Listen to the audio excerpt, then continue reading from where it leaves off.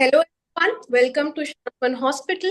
On the account of celebrating World's Mental Health Day 2024, we at Shantman Hospital have come up with an interesting lineup of special interviews focusing on various mental health issues faced by our society. We at Shantman are dedicated to cater to the psychological, emotional, and social needs of people. Our aim is to create awareness regarding mental health and to break the stigma that the field of mental health carries with itself. I, Aveen Kaur Kalsi, psychologist, adolescent counselor, and suicide prevention counselor at Shantman Hospital, am delighted to welcome you all to this interview, where we talk about various mental health issues related to substance abuse. Before proceeding further, I would like to introduce our interview for this segment. We have with us Dr. Jeet Nathpara. Dr. Jeet is a neuropsychiatrist, addiction psychiatrist, adolescent and child psychiatrist, and a sexologist. He is the founder of Shantman Hospital and has an extensive experience of 9 years in the field. He has also presented various papers, posters, and publications in national and international journals in the field of psychiatry and has conducted various public lectures in Daman, Pardi, Vapi, and Valsad. Sir, we are delighted to have you here among us. Thank you so much. Today's topic entails a discussion which focuses on the issues related to de-addiction and substance abuse. दारू, cigarette, गांजा, इन सारे पदार्थों से हमारी mental health पर क्या effect होता है, आज हमें पता चलेगा. To give us an extensive insight regarding de-addiction and substance abuse, I am honored to introduce our guest for today, Dr. Amit Sonavane. Dr. Amit is a psychiatrist and has done his fellowship in de-addiction with 6 years of experience. He has extensive experience in treating various types of substances and behavioral addictions in all age groups. He has also worked with premier institutions like KEM Hospital, Sion Hospital, Tata Memorial Hospital in Mumbai, Bhatia Neuropsychiatric Hospital, and Hermitage Rehab in Amritsar, Punjab. He is currently practicing in Navi Mumbai. Sir, it is an honor to have you amongst us today, and we look forward to gaining much more insight in the areas of de-addiction. Thank you so much for having me. Thank you so much, Amit, for joining for today's session. So, without wasting further time, let us begin with the topic of de-addiction. Sir, आपकी day to day practice में कितनी तरह के नशे पाए जाते हैं? Sir, वैसे देखा जाए तो अगर ब्रॉडली हम नशे की बीमारी को या एडिक्शन की बीमारी को अगर क्लासिफाई करें तो दो तरह के एडिक्शंस हमें डे टू डे प्रैक्टिस में दिखाई देते हैं. एक होता है सब्सटेंस एडिक्शन और दूसरा होता है बिहेवियरल एडिक्शंस. तो सब्सटेंस एडिक्शन में अल्कोहल या दारू, तंबाकू, गांजा, कोकेन, हेरोइन, इन तरह के नशीले पदार्थ जो होते हैं वो आते हैं.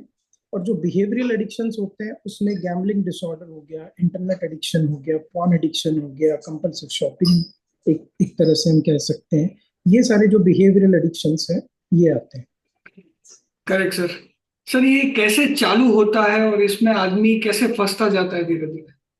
सर, बेसिकली अगर हम देखें कि ये सवाल अगर हम पूछे कि जो एडिक्शन की बीमारी है ये कैसे स्टार्ट होती है, तो इसका एक सिंगल जवाब देना थोड़ा मुश्किल है, क्योंकि ये बीमारियां जो होती है ये मल्टीफैक्टोरियल होती है. तो हम जब बीमारियों की इटियोलॉजी या ओरिजिन को एक्सप्लेन करते हैं तो हम एक मॉडल का सहारा लेते हैं जिसे बायो साइकोसोशियल मॉडल कहते हैं. तो इसमें बायो जो होता है उसमें जीन्स, जो हमारी अनुवांशिकता आती है वो होती है. अगर फैमिली में किसी को भी जैसे खून के रिश्ते में अगर एडिक्शन की बीमारी है तो आने वाली नस्लों में वो बीमारी होने के चांसेस बढ़ जाते हैं. अगर साइकोलॉजिकल फैक्टर्स देखा जाए तो psychological stress, financial stress, work related stress, familial stress, ये सारी चीजें जो होती है वो भी एक तरह से ये बीमारी होने का कारण बन सकती है. और अगर हम सोशल कॉजेज देखें तो सोशल कॉजेज का मतलब है कि जब बच्चा बड़ा हो रहा होता है तो उसको जिस तरह का माहौल मिलता है बड़े होते वक्त, वो माहौल भी बहुत इंपॉर्टेंट होता है. अगर उस माहौल में नशे का यूज करना अगर नॉर्मल माना जाता है तो बच्चे में आगे चल के नशे की बीमारी होने के चांसेस ज्यादा हो सकते हैं. Correct sir.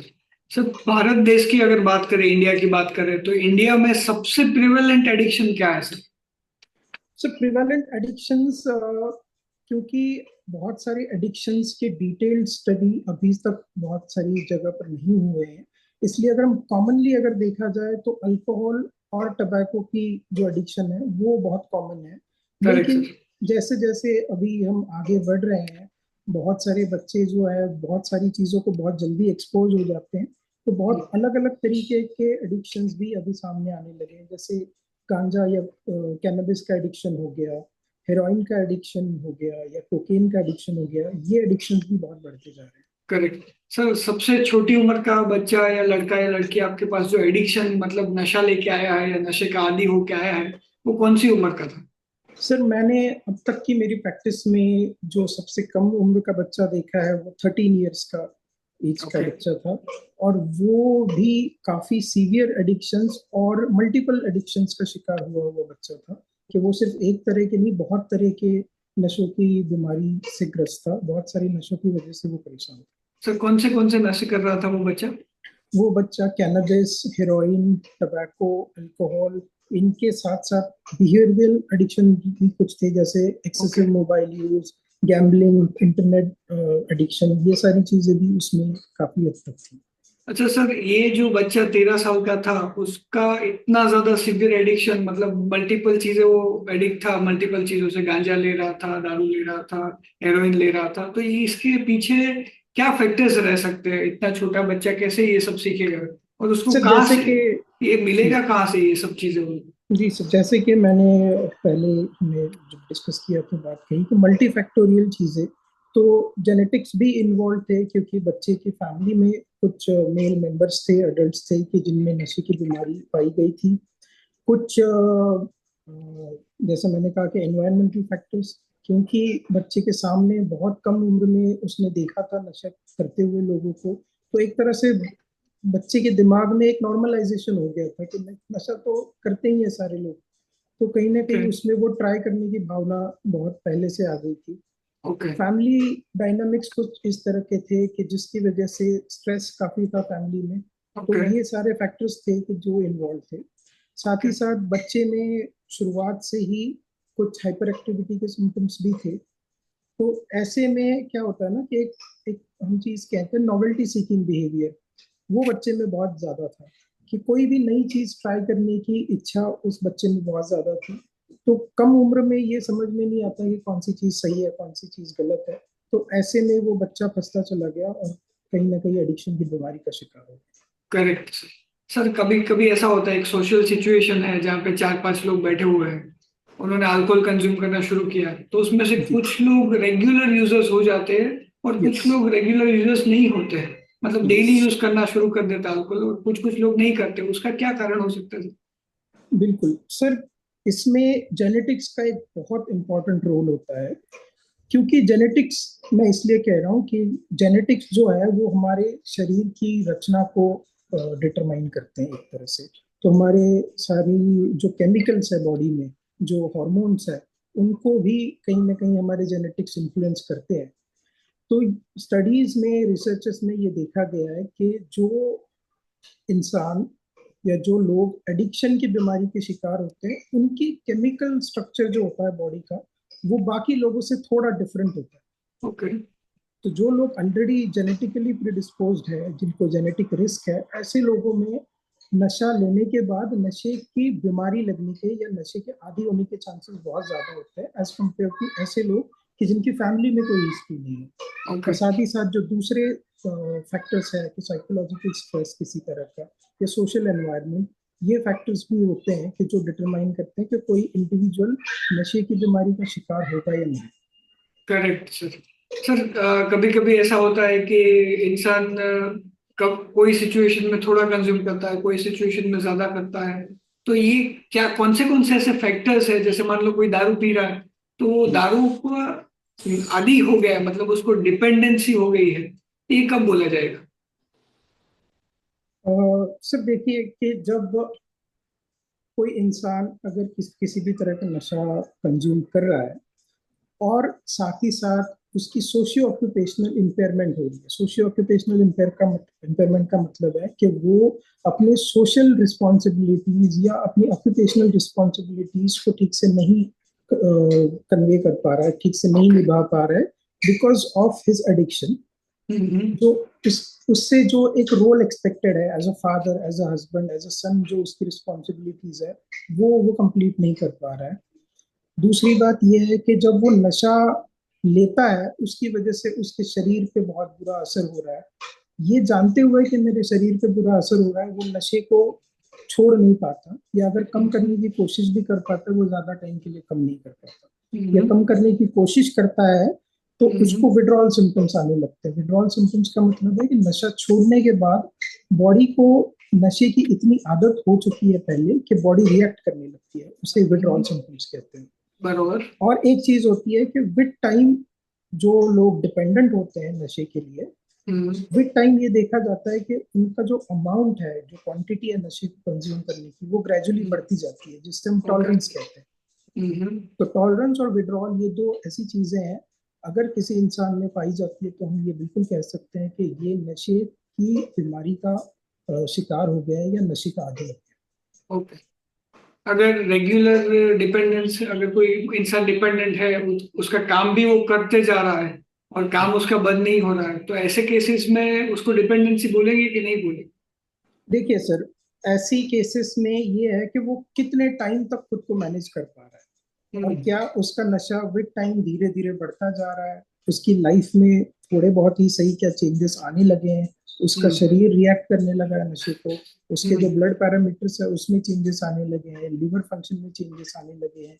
ये अगर ग्रेजुअल प्रोसेस भी हो रहा है, लेकिन अगर वो मतलब एक तरह से हम कह सकते हैं कि सोशली एक्सेप्टेबल सिचुएशंस में अगर नशा कंज्यूम कर रहा है, लेकिन ये सारे फैक्टर्स जो फिजिकल और एनवायरमेंटल सोशल फैक्टर्स दिखाई देने लगे हैं उसमें, तो इसका ये मतलब जरूर है कि वो शायद नशे की बीमारी की तरफ बढ़ रहा है। Correct.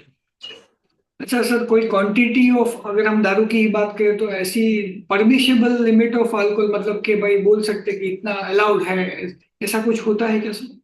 Sir permissible limits, WHO जो वर्ल्ड हेल्थ ऑर्गेनाइजेशन है, उसने मेल्स और फीमेल्स के लिए कुछ वीकली क्वांटिटीज में कुछ परमिसिबल लिमिट्स उन्होंने डेजिग्नेट की है। लेकिन सबसे इम्पोर्टेंट बात यह है कि जब उन्होंने वो परमिसिबल लिमिट मेंशन की है, उसके साथ साथ उन्होंने ये बात भी मेंशन की है कि कोई भी अमाउंट कंजम्पशन के लिए ह्यूमन बॉडी के लिए सेफ नहीं है।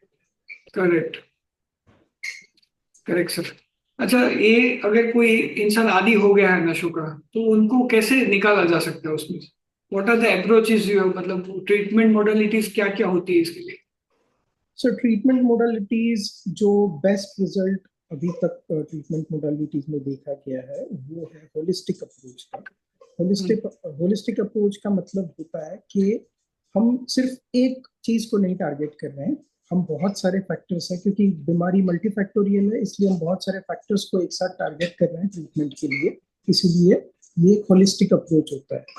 तो होलिस्टिक अप्रोच में हम मेडिकली भी पेशेंट को मैनेज करते हैं, हम कुछ साइकोलॉजिकल चीजें होती है उनको भी थेरेपीज के थ्रू मैनेज करते हैं, कुछ सोशल फैक्टर्स होते हैं उनको भी हम फैमिली इंटरवेंशंस के थ्रू मैनेज करते हैं कि फैमिली का क्या रोल होना चाहिए पेशेंट को इस बीमारी से बाहर निकालने के लिए। तो ये जो होलिस्टिक अप्रोच है ये सबसे ज्यादा इम्पोर्टेंट है। मतलब इंसान एक बार एक्सेप्ट करे तो इजीली निकल सकता है, ऐसा बोल सकते हैं? जी, ये एक बहुत इम्पोर्टेंट बात है अजीत सर, कि जब पेशेंट का मोटिवेशन, अगर मोटिवेशन पेशेंट का अच्छा है इस बीमारी से ठीक होने के लिए, और दूसरी बात कि पेशेंट में वो डिनायल नहीं है कि मुझे ये बीमारी ही नहीं है, ऐसी कोई डिनायल नहीं है, तब पेशेंट के ठीक होने के चांसेस बहुत ज़्यादा होते हैं। अगर डिनायल स्ट्रांग है, अगर पेशेंट मानने को ही रेडी नहीं है कि मुझे कोई प्रॉब्लम है, मुझे कोई बीमारी है, तो ऐसे में बहुत समय निकल जाता है एक्चुअल ट्रीटमेंट स्टार्ट होने में। सर, ये जो मोटिवेशन का शब्द आपने इस्तेमाल किया, जैसे हमने बहुत बार पढ़ा है, pre contemplation, contemplation, action, maintenance और रिजोल्यूशन, तो ये कुछ समझा सकते हो उसके बारे में? जी, सर ये मोटिवेशन जो आपने आपने जो वर्ड्स अभी बोले, ये मोटिवेशन साइकिल का पार्ट होता है। तो जब भी कोई इंसान अपनी लाइफ में कोई चेंज लाना चाहता है तो इस साइकिल के थ्रू गुजरता है। तो सबसे पहला जो आपने वर्ड यूज किया वो था प्री कंटेम्पलेशन। प्री कंटेम्पलेशन का मतलब है कि अभी तक पेशेंट को या उस इंसान को अभी तक ये रियलाइजेशन नहीं है कि उसकी लाइफ में कोई प्रॉब्लम है और उस प्रॉब्लम के लिए उसे कोई कोई हेल्प चाहिए या किसी तरह का चेंज या इंटरवेंशन लाने की जरूरत है, ये एक्सेप्टेंस अभी तक नहीं आई है। इसे कहते हैं प्री कंटेम्पलेशन। करेक्ट। उसके बाद की स्टेज जो होती है उसे हम कहते हैं कंटेम्पलेशन। कंटेम्पलेशन का मतलब है कि अब थोड़ी बहुत समझ आने लगी है कि कोई ना कोई प्रॉब्लम है और इसके लिए शायद कुछ करने की जरूरत है। करेक्ट। लेकिन अभी तक वो एक्शन शुरू नहीं हुआ है, इसलिए इसके बाद की जो स्टेज होती है वो होती है एक्शन। करेक्ट। तो एक्शन की जो स्टेज होती है उसमें प्रॉब्लम भी आइडेंटिफाई हो चुकी है, एक्सेप्ट भी हो चुकी है, और अब उसके लिए कुछ ना कुछ स्टेप लिए जा रहे हैं कि कुछ स्टेप से अपने अंदर या अपनी लाइफ के अंदर कुछ चेंज लाने की जरूरत है। जैसे फॉर एग्जांपल अगर हम नशे की बात करें तो पेशेंट अप्रोच करना शुरू करेगा किसी को, इंफॉर्मेशन निकालना शुरू करेगा कि मैं किस तरह से हेल्प ले सकता हूँ, किसके पास जा सकता हूँ, किसी से बात कर सकता हूँ। ये एक्शन स्टेज हो गया।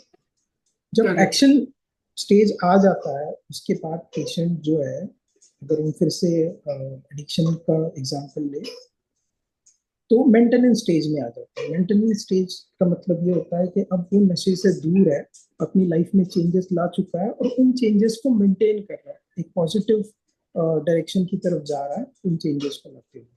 तो ये मेंटेनेंस स्टेज होता है। अगर पेशेंट मेंटेन नहीं कर पाता है किसी वजह से, अगर उसका मोटिवेशन फ्लक्चुएट हो जाता है तो चांसेस है कि वो रिलैप्स की तरफ भी जा सकता है। तो इसी को एक मोटिवेशन साइकिल कहते हैं।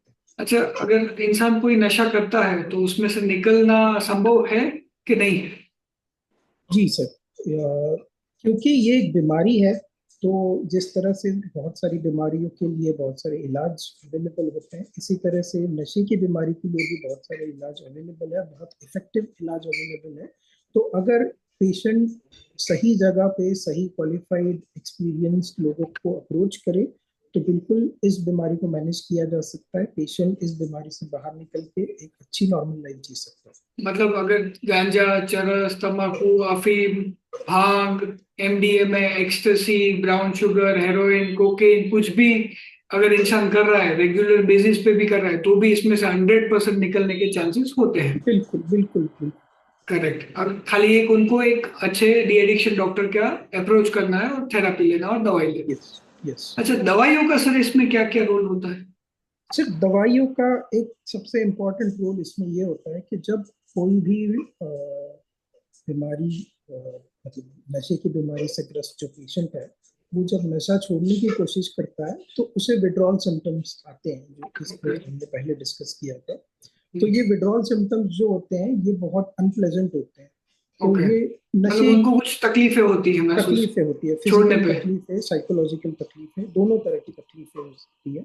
और फिजिकल तकलीफें ज्यादातर जो होती है वो नशे पे डिपेंड करती है कि किस तरह का नशा वो पेशेंट ले रहा था। तो उसमें हाथ शेक करना, जैसे हम ट्रेमर्स कहते हैं, या फिर स्लीप डिस्टर्बेंसेस हो सकते हैं, बॉडी में पेन्स हो सकते हैं, मसल क्रैम्प्स हो सकते हैं, लूज मोशंस हो सकते हैं, ये सारे फिजिकल सिम्टम्स हो गए।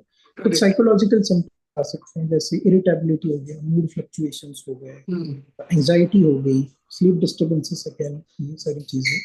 तो ये इन चीजों को, इन विड्रॉल्स को मैनेज करने के लिए मेडिसिन का एक बहुत इंपॉर्टेंट रोल होता है।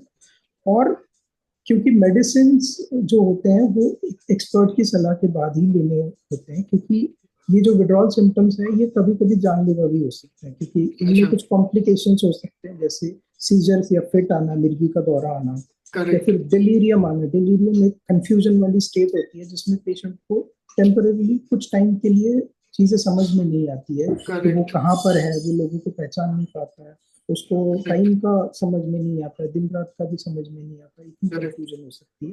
तो ऐसे में अगर मेडिकल इंटरवेंशन नहीं किया जाए तो ये चीजें लाइफ थ्रेटनिंग भी हो सकती है, इसलिए मेडिसिन का बहुत इंपॉर्टेंट रोल है। करेक्ट करेक्ट सर, इसमें कोई भी नशा छोड़ने में चलो डॉक्टर का रोल है, थेरापिस्ट का रोल है, काउंसलर्स का रोल है, लेकिन फैमिली का क्या रोल होता है? फैमिली का सर इसमें बहुत ही क्रूशियल इम्पोर्टेंट रोल होता है, क्योंकि अल्टीमेटली क्या होता है कि पेशेंट उसी एनवायरनमेंट में वापस जाने वाला है, ट्रीटमेंट के बाद भी उसी फैमिली में वापस जाने वाला होता है। तो अगर हम सिर्फ पेशेंट के ऊपर काम करते हैं और फैमिली के ऊपर बिल्कुल काम नहीं करते हैं तो सिचुएशन फिर से वही आ सकती है। बिल्कुल। तो इसीलिए हमें फैमिली का साइको एजुकेशन करना भी बहुत इम्पोर्टेंट होता है, क्योंकि फैमिली कुछ बिहेवियर्स करती है अननोइंगली होते हैं वो, जिसे हम, एक चीज होती है एनेबलिंग और एक चीज होती है कोडिपेंडेंसी। एनेबलिंग का मतलब ये होता है कि फैमिली जाने अनजाने में पेशेंट के नशे करने की जो टेंडेंसी होती है उसमें साथ देने लगती है। करेक्ट। तो फॉर सर ऐसा, एग्जाम्पल अगर, हाँ ऐसा, या बताइए सर। जी फॉर एग्जांपल अगर कोई पेशेंट, मैंने बहुत बार क्लिनिकल प्रैक्टिस में देखा हुआ है कि अगर कोई पेशेंट हेरोइन ले रहा होगा तो फैमिली कहीं ना कहीं अपनी तरफ से कोशिश करती है कि वो हेरोइन छोड़ दे, तो फैमिली सजेस्ट करने लगती है कि बेटा तू हेरोइन मत लेना, तू थोड़ी करेक्ट, अल्कोहल ले लिया कर। तो ये भी एक करेक्ट, तरह की एनेबलिंग हो गई है, क्योंकि नशा तो नशा है, नशे की बीमारी तो वैसी की वैसी रही उसमें। करेक्ट। फैमिली को ये लगता है कि हम हेल्प कर रहे हैं जेन्युइनली, अच्छा, लेकिन अगर वो कोई कहीं ना कहीं खराब कर रहे होते हैं। कंटल कैसा बोलता है कि जाने दो ना, वो तो पीने ही वाला है, तो इसको एनेबलिंग बोलेंगे क्या? इसको भी हम एक तरह से एनेबलिंग बोल सकते हैं, क्योंकि ये एक प्रोवोकेटिव स्टेटमेंट हो गया कि जिसकी वजह से कहीं ना कहीं पेशेंट को एक एक्स्ट्रा बहाना मिल जाता है। ये हम्म, नहीं है कि पेशेंट जानबूझ के ये कर रहा है, लेकिन कहीं ना कहीं बीमारी उससे ये करवा रही होती है, तो कहीं ना कहीं और एक एक्सक्यूज मिल जाता है, क्योंकि मेरी फैमिली मेरा साथ नहीं दे रही है तो फिर मैं किसके लिए ठीक हो जाऊँ। करेक्ट। अगर कोई भी इंसान अगर दारू का नशा कर रहा है तो उसको कितना समय लगेगा उसमें से निकलने के लिए? सर जो इनिशियल ट्रीटमेंट होता है विड्रॉल मैनेजमेंट का, तो अल्कोहल का विड्रॉल जो होता है यूजुअली 7 to 10 days में विड्रॉल चलता है। ओके, तो विड्रॉल सिम्टम्स जब खत्म हो जाते हैं तब एक्चुअल साइकोलॉजिकल इंटरवेंशंस का टाइम आता है। ओके। उसमें उसमें उसकी मोटिवेशनल एनहांसमेंट थेरेपी हो सकती है या कॉग्निटिव बिहेवियरल थेरेपी, क्योंकि कोई करेक्ट, भी पेशेंट अगर नशा कर रहा है तो उसके पीछे कोई ना कोई रीजंस होते हैं कि उसकी साइकोलॉजिकल कोपिंग कहीं ना कहीं फॉल्टी हो सकती है या वो स्ट्रेस को हैंडल नहीं कर पा रहा है। तो ये सारी चीजें भी उसको सिखाना बहुत जरूरी होता है। करेक्ट। तो इन सारी चीजों में टाइम लगता है। तो इंटरनेशनल गाइडलाइंस भी अगर हम देखें तो इंटरनेशनल गाइडलाइंस के हिसाब से करीब करीब 90 to 100 डेज का टाइम लगता है कंप्लीट करेक्ट, ट्रीटमेंट के लिए, लेकिन उसके बाद भी फॉलो ट्रीटमेंट या आफ्टर केयर बहुत जरूरी होता करेक्ट। सर, आप, हम बहुत बार पढ़ते हैं, सुनते हैं कि सेल्फ हेल्प ग्रुप्स होते हैं, उसके बारे में कुछ बता सकते हैं आप? है। जी, self help groups for example alcoholic anonymous जो ग्रुप्स होते हैं, उनका एक तरह से ये अप्रोच होता है कि सिमिलर प्रॉब्लम से सफर कर रहे हैं जो लोग हैं उनको एकजुट करके आपस में थोड़ी हेल्प करना। तो ये अप्रोच भी बहुत इंपॉर्टेंट होता है, बहुत इफेक्टिव भी देखा गया है इस अप्रोच को। तो जो मेडिकल इंटरवेंशन या मेडिकल ट्रीटमेंट है इसके साथ साथ ये सेल्फ हेल्प ग्रुप भी पेशेंट्स को बहुत बार बहुत हेल्प करते हैं, क्योंकि करेक्ट, एक तरह से वो उन लोगों से मिलते हैं जो सिमिलर प्रॉब्लम से गुजर रहे हैं, उन्होंने जो अप्रोच इस्तेमाल किए हैं इस बीमारी से बाहर निकलने के लिए, वो अपने एक्सपीरियंसेस शेयर करते हैं। तो कहीं ना कहीं ये अप्रोचेस भी पेशेंट को बहुत हेल्प करते हैं। Correct sir. So basically self help group एक सपोर्टिव एनवायरनमेंट क्रिएट करता है, जो बिल्कुल अपने प्रॉब्लम्स वहाँ पे शेयर कर सके, इमोशनल प्रॉब्लम शेयर कर सके, विड्रॉल के प्रॉब्लम शेयर कर सके, और इंसान उसमें से हेल्प लेके आसानी से निकल सके। बिल्कुल बिल्कुल सर। सर, सबसे ट्रेंडिंग आज की डेट में नशा कौन सा है? सबसे ट्रेंडिंग, मैं अभी रिसेंटली मैं पंजाब में काम कर रहा था, तो अगर पंजाब की बात करूं या जो नेबरिंग स्टेट्स है, हरियाणा हो गया या राजस्थान हो गया, वहां पर अगर देखा जाए तो हेरोइन का नशा जो है ये बहुत ज्यादा लोगों को परेशान कर रहा है। बहुत सारे लोग इस नशे की बीमारी से सफर कर रहे हैं, ओके, लेकिन साथ ही साथ बहुत सारे हमारी देश के जो दूसरे पार्ट्स हैं उसमें बहुत सारे अलग अलग नशे भी अभी भी आ रहे हैं। करेक्ट। अच्छा सर, ये कॉस्मेटोलॉजी जो एक ब्रांच अपकमिंग है मार्केट में, उसका जी बहुत ज्यादा बूम हुआ है कुछ जी कुछ दिनों से। जैसे लोग फिलर्स करवाते हैं, टमी टक करवाते हैं, चीन अप करवाते हैं, लिप्स को अल्टर करते हैं, तो ये एक तरह का एडिक्शन बोल सकते हैं क्या?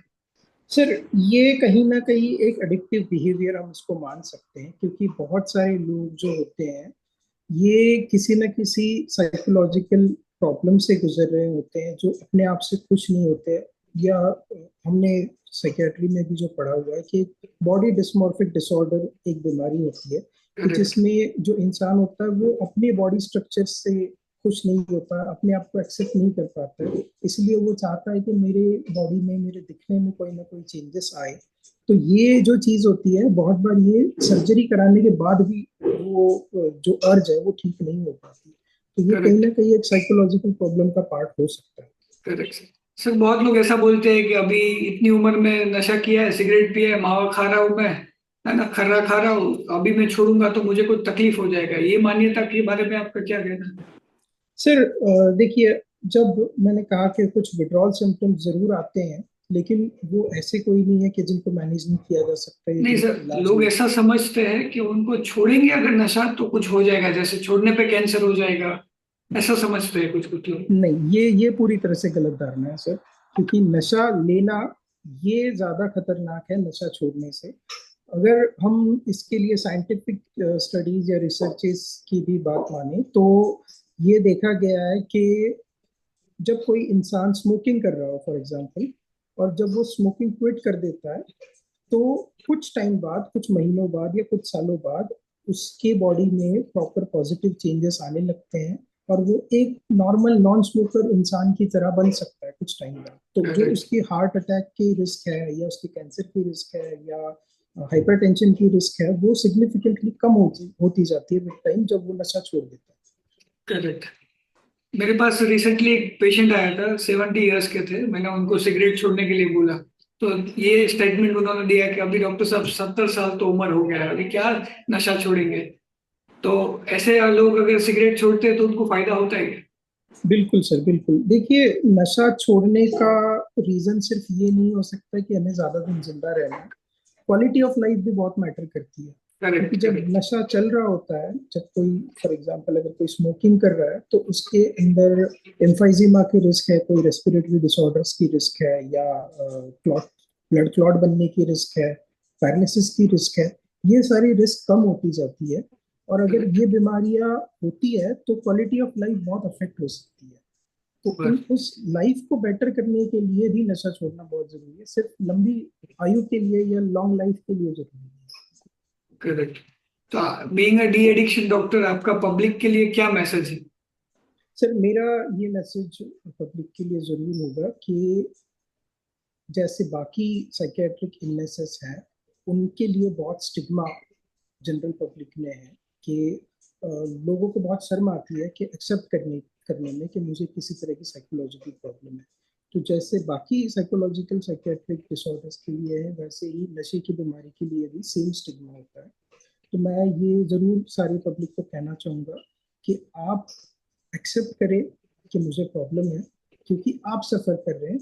लोगों के स्टिग्मा से आपकी लाइफ में कोई फर्क नहीं पड़ेगा, लेकिन जब आप एक्सेप्ट कर लेते हैं और आप ट्रीटमेंट के लिए अप्रोच करते हैं, तो आपकी लाइफ बहुत बेटर हो सकती है। आप भी एक नॉर्मल लाइफ जी सकते हैं बिना नशे के। मतलब छोटा या बड़ा कोई भी नशा हो, इंसान को डेफिनेटली छोड़ना चाहिए, ये क्लियर मैसेज मिलता है डॉक्टर अमित सोनवने की बातों से हमें। Thank you so much, sir. Thank you so much for joining today and giving this elaborative talk about de-addiction. Thank you so much, Tawleen. Thank you so much for having me, sir. Thank you so much.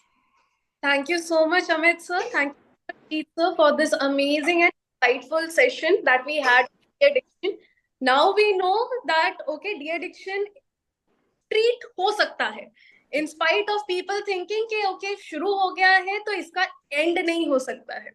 So thank you so much for this amazing session. If our viewers are looking to get connected with us and looking to gain much more information on de-addiction, the links will be provided in the bio itself.